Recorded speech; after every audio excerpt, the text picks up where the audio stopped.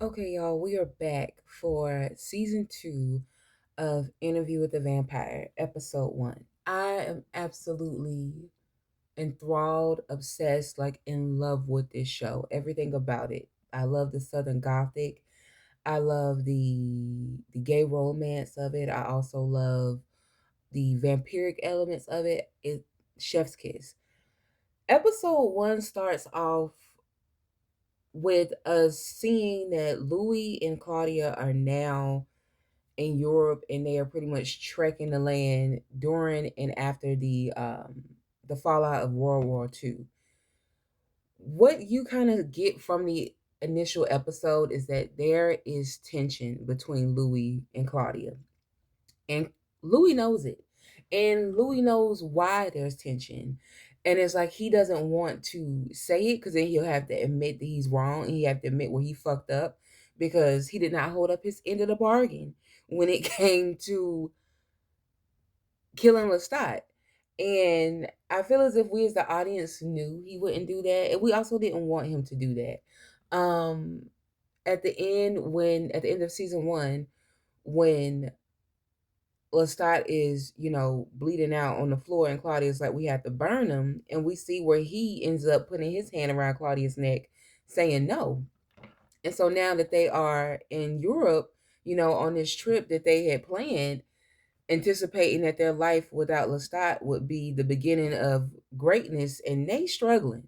Like it's been years, and they are trekking through the land, struggling to get through life. It's hard. They can't get warm. There's not even really good viable humans to feed off of because the war has just taken over all of the land. It's left nothing but despair and hopelessness. And nobody wants to drink that. Just like when Lestat told him, you don't go around drinking bad things or like humans who are not in good health because you will end up being that yourself. Um, but Claudia is pissed with him and he knows it. And we have these moments where he's trying to talk to her and she's very like not giving in, like, don't even talk to me. She's just so disengaged with him.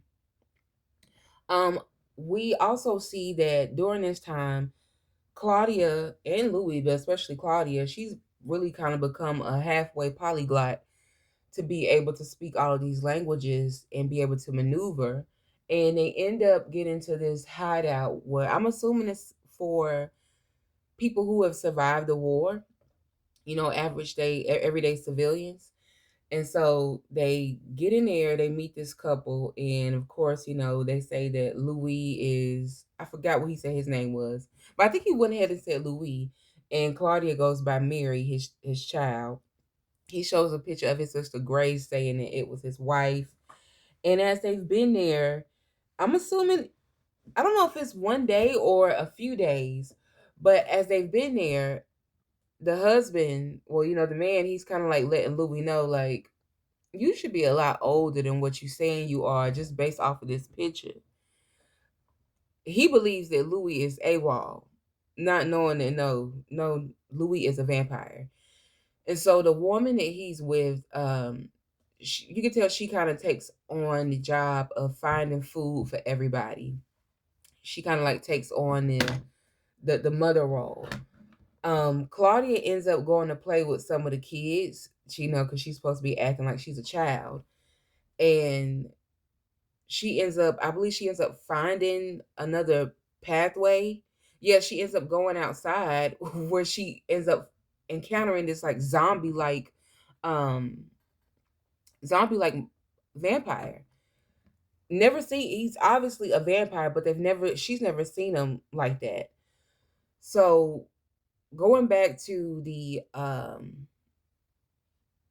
where everything is going on with everyone in the community in this kind of shed, there seems to be a breakout. There's a bit of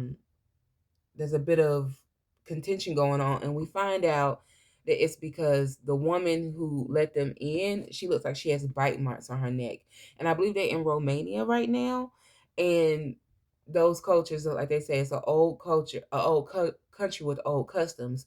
So immediately they believe it's, It could be vampires. It could be whatever it may be that bit her. And her partner, the husband, he's like, no, it was a dog or it was whatever, a wolf. And how dare y'all want to get her after all that she has done for y'all? He's asking for Louis's help, and Louis kind of turns his back and he's like, this is human affairs, like what Lestat used to say. And they end up beheading a woman. We don't see it, but we hear it. And so Claudia and I'm skipping a little bit, but Claudia and Louis end up going back out into the forest where she wants him to see this damn zombie vampire that she saw. And of course, he doesn't believe her at first, but then he sees it and he's like, what the hell is that? And she's like, it's a vampire. He's like, no, there ain't no vampire. So they end up trying to lure the vampire in with another soldier. Like they maim him and he's bleeding out. And they lure him in to see what and who he is. He attacks Louis, starts beating Louis's ass. Well, Louis was fighting back, but then he kind of got the best of him. Then Claudia jumps on the vampire's back, gouges his eyes out, and then he starts screaming. And so we see another vampire, a vampire woman. She looks older and haggard. And she comes and starts rocking the vampire, and then she ends up killing him, bashing him in the head with the rock, pretty much saying like he can't feed now. His life gonna be shit because he can't see. Y'all done took his eyes out. She said, "How dare y'all do this to a child?" And I was like, "Oh, little bitch, he ain't no damn child. He is a vampire, and he was attacking folk." So come to find out, they go back to where she is because they follow her, and we see her trying to make another vampire, and it's not working. And Louis is telling her it's probably because the blood here is just not good. It's it's full of strife, it's full of despair. And they're telling her that where they come from on the other side of the ocean, America, there's much better humans to, drink from. And at first you could just tell she's just distraught and she's in despair, and she is like, given that she believes what they're saying and she's going along with it because Claudia so desperately wants to find another vampire. And Claudia lets her taste a little bit of her blood, and you can tell she's like, ooh, fresh blood. But the woman still ends up throwing herself in the fire in front of Claudia. Before she does that, she does tell Claudia that her name is Daciana or something like that. From the way that she looked, I would say that she looks like she's probably from the 1600s, just given like her older style of dress. But then we end up not transfer, but we end up getting to another scene where Louis and Claudia are on the back of a truck on their way to Paris because they pretty much have nowhere else to go. And Louis talking about he's going to give her soft words and hard words. And the hard words is that their life is shit. Their life is shit. They thought that it would be a lot better than what it is, but these past few years trying to find more vampires, they found one who ended up killing herself in front of them. It's just that there's no life here. But the soft words are that, pretty much he loves her. And if she's the last vampire on this earth, it will be enough for him to stay. He will not taste the fire. So as long as she is here, he will not taste the fire. But even as he's saying that, we see in his mind, we see Lestat. And we see Lestat begin at the beginning of the episode is Dreamstat when Louis and Claudia are, going through the terrain, you should say, and he sees Lestat on the ground, and he comes up to him and he's speaking to him and pretty much like, don't apologize for what you did. You did what you did. And I will be coming back for that ass, but I'm gonna just be waiting for the right time. And pretty much I hope all of this was worth it.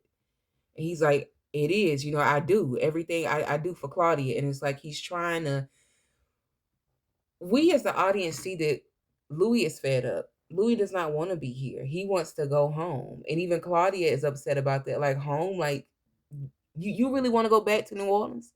You really want to go back to the possibility of Lestat still being there.